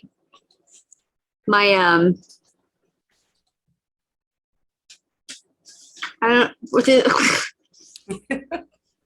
sorry, it's being okay, whatever. Fine. Okay, so I think it's just a D4 for each one. 1, 2, 6 points of damage. Okay, now are you hitting the same one that Karen hit? Because remember, there's 2. That's the closer one. The other one was right behind it, right? Yes, because they're both on the sidewalk. Yeah. All right. You hit it with the daggers, and you see the mutable, mushy flesh kind of repel back, and the sound gets screamer, and it seems smaller somehow. It's shrinking. Mm-hmm. Oh, I hope this isn't like a person or a fae that's been twisted by these bastards. All right, and now it is their turn to attack you. Okay. And Shauna, since you are in the front, Yeah. that one is going to strike at you. Okay. This is gonna hurt. It leaps forward, and just both hands just kind of go. All right. What is your armor class? 14. I guess 15 because I have the glove, right? Uh-huh. Yeah. Okay. And as it strikes at you, one of the strikes does seem like it's going to hit as it comes forward, and it comes to hit your shoulder. And all of a sudden, that glove, it's like something from a movie. It's really cool. So you've got your little white glove on. The thing comes to strike your shoulder, and all of a sudden, it's like a flash of an overlay in the video. All of a sudden, where it strikes is actually a parbly shaped leather armor, and it rebounds off. But then it's just your sleeve, but you could swear for just a second that it looked like almost translucent, like it wasn't really there, but it was really there. You saw it, you felt it for just a second, but now it's gone. For a second there, I thought I was going all witchblade up in here, but nope. Yeah, no, it rolled Still pretty a cool. 13. Oh, thank God. Okay, and then the second one lunges past that one at Karen. Oh, then I get an attack of opportunity because it has to go past me. Okay, is Karen more than 5 feet away from you though? I would imagine so if she's shooting at them with the bow, but I don't know. No, because you just stepped up next to her to attack the one that was right behind her. No, in front of her. Yeah, in front of her. So she's right behind you. So Okay. it's not going through your thing. So you don't get the attack of opportunity yet. It's going right next to you. Poop. Karen, what is your armor class? 12. All right. Plus the one from your armor. That's a 13. One of them does indeed hit you. Uh-huh. One of them glances off and you'll notice that you've got your little bow here. When the one that glances off, it strikes you. All of a sudden it's like, wait a second, there's like layered wooden armor on you for a second, but then it's gone and your ascot just like twitches just a little bit. But it's not there, it's just your sleeve, you know, your shoulder, but it was there for a second. It's like the armor exists almost on a different plane than you do. Mm-hmm. But the second one just goes, is a hard enough blow to go right through your armor. And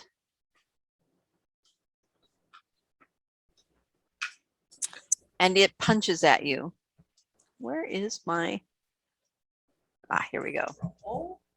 Using my light up dice. Yeah. And you take Light it up. 4 points of damage. I'm sorry, not 4, 2 points of damage. Okay. I read that the wrong way. Damage. Yeah. So 2 whole points of damage of your 8 hit points that you have. It says I have 11 up here. Oh, okay. Well, 2, now you have 9 currently. Okay. Hit points than I do. I'm Okay, and it is now your turn.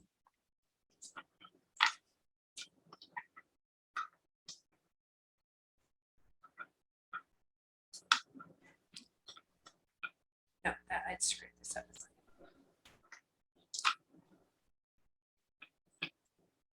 Okay, there we go. Oh, it's my turn. Yep. yeah. As the top of the, And then, so it the one in the front that attacked at both of us? the one in the front attacked her. The one in the Uh-huh. back charged past the one in front and attacked you. And attacked me. Like a dick. Yep. Okay. They're not very nice. No. I have. And how far away are they're still? They're both five-ish? yeah, they're both within striking distance of you. Uh-huh. So you can choose to shoot or strike either one. I'm gonna. Well, because I did an air, I'm just gonna try the shillelagh because Why not? I haven't tried it yet, Okay. and I'm gonna try to get 2 hits in if I can. Yeah, you can't. You can only do one right now unless you have Okay. that skill specifically that lets you do 2 Okay. closing around. But so roll me to hit with your shillelagh. That one is with your strength as opposed to your dexterity because it's melee weapon. It's a 19 plus 3. Ooh, nice. 22. Yes, you hit very Yeah. handily. Now roll me your damage. And which one is this on? The one that attacked you or the one that you hit the first time? The one that attacked me. Okay. So he should be in front of that one, which is pretty badly injured, right? Kind of Oh, yeah. Mm-hmm. going down. Yep. Okay. So I'm not exactly understanding rolling the damage. I rolled Okay. a 16. Okay, well, for the damage, you don't roll a 20-sider. You roll whatever damage that particular type of weapon does.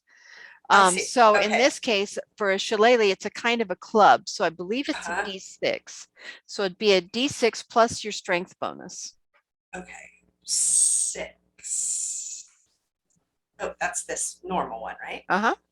Okay. So that's a 1 plus my, Your strength bonus. is 3. Okay, so So that's that's a 4. 4 points of damage. That's the same as what you did on the other one. Slowly. All right. And it squeals as you hit it. It's kind of, once again, horrifying and pitiful all at the same time. Shauna, it is your turn. Okay. I try to. I miss, what was the one where you could do a roll to get behind somebody, and if you made the DC, they wouldn't get. That would be an acrobatics check. Okay, I want to get behind them so that I can get sneak attack. All right. Because if Karen's right there, then that would give me my sneak attack. Okay, so you move to go behind it. Yes. If you want to do it as, you can just move. Okay. Or you can do an acrobatics check to make it fancy. I'm gonna make it fancy. All right, roll me your acrobatics. I try to do a roll to get behind it, and I don't, but I still get behind it. But it's like the most awkward thing you have ever seen. Yeah, it's clear that you're new at this as you go stumbling. Whoop, Like, why is there a crack in the sidewalk? And instead you very openly and so move behind it, and you try to it's not sneaky. So, Nope.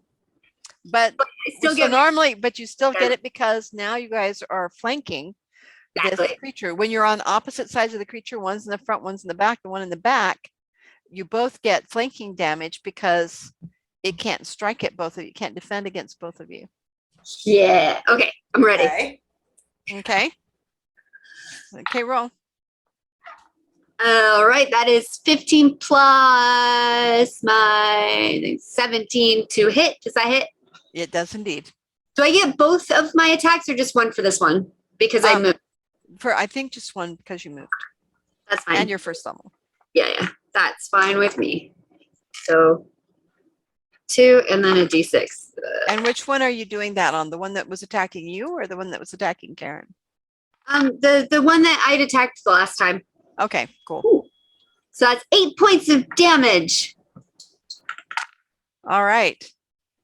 Thank God for sneak attack. Otherwise, that would have been 2 points of damage. All right. Your dagger sinks into this mushy, squishy, meaty back, and the meat opens up and separates, and it's like, "Ugh," and the thing turns around and is squealing, "Ugh," and it reaches out and it falls on you, and then it dissipates.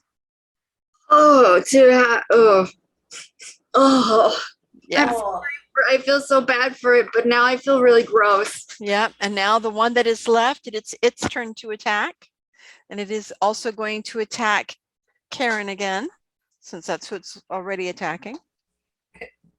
And I attacked it. And what is your, it rolled a 13 for AC. What is your? 13. Okay. It's 12 plus my 1. 12 plus your 1. All right. All of those kinds of ties go to the player.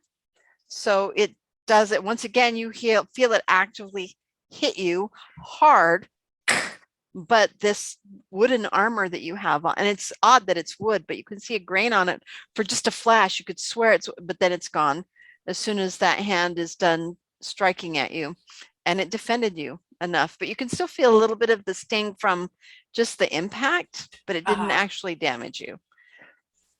And now it is your turn.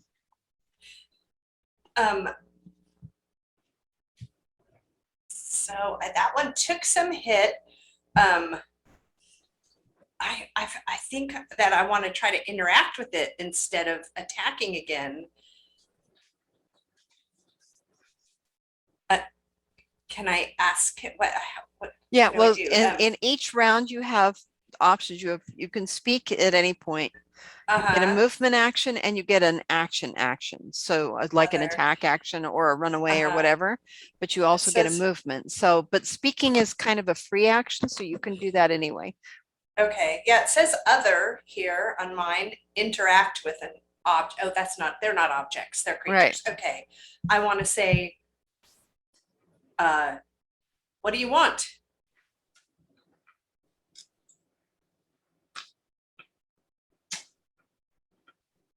Okay. Then Roll it, me. sorry. Roll. Don't listen to me. Okay. So are you holding your action until it responds? Because it can't go yet. It can't go till after Shauna. I see. And that would be including responding to me. Right. Okay. So then I am going to hold my action. I'm going to start to talk and see if that changes this whole dynamic. Say, what do you want? And then see what Shauna does. All right. Shauna, what do you do? From where I'm at, from being behind the other guy, because this one ran past to get to Karen, I'm behind him too. You can move right up to be behind him. Yes. Okay, I'm gonna do that, and then I'm gonna hold my action. And as soon as if it tries to attack Karen, I'll attack it at that point. Because Okay. I can hear her talking, and so I get what you're doing. I see you. I see you. Okay. All right. So I roll its response. Uh-oh. Looks at you, Karen, and its shapeless, formless little mouth goes, and then it attacks you. Oh, Right on. right. It was worth a shot, though. Always worth a shot. And one of them hits Uh-huh. for 3 points of damage. Bastard. Or should I say meastered? Yeah, so that meaty, one of them clanks off of this piece of invisible wood that you're wearing. The other one just hits you right across the face. Ugh. It is the most disgusting thing you've ever had. Some of it gets in your mouth. Ugh. Oh, that's so gross. 3 That- points of damage. That triggers my held action, right? And Karen's as well, Yes, yeah, both of you. So Karen, you get to do your held action first. So I'm going to hit him again with the shillelagh. All right, roll to hit. That. Roll Yep. to hit. Oh, and the 6, it's this one to roll to hit. Nope, the 20 Yeah. is for to hit. The 6 is for the damage. I got it. Okay. 14 plus my strength, right? Uh-huh. 17. All right, so that definitely hits. And now roll your damage. 5 All right, 5 plus your strength bonus. plus my strength, which is another 3, 5, 6, 7, 8. All right. So you hit it hard. You just like, and meat goes like spraying off to the side, and it's so disgusting.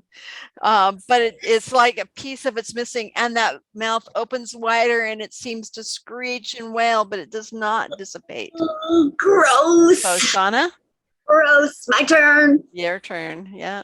Come on. But do I get both actions this time, right? Because I Huh? move. Yes, no. you- This is a held action trigger. this is the held action, right? So this is your attack action since you did the movement already. Yeah. Okay, so that is a 15.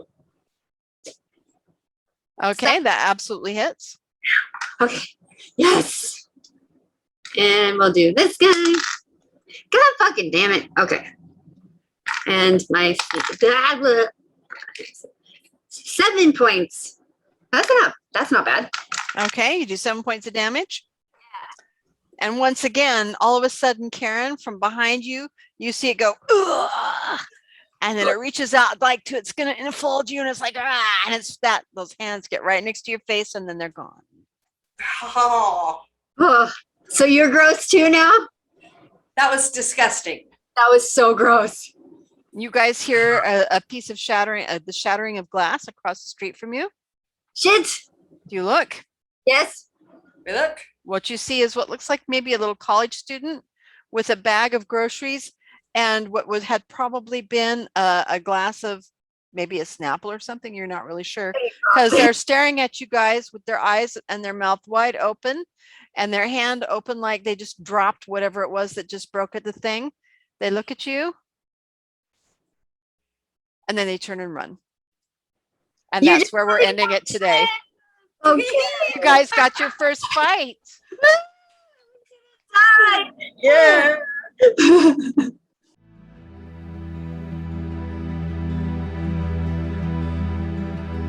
So you wander and search and you dream and you talk. Look for the key that might someday unlock all the answers you need while there's time on the clock. Hope you survive till you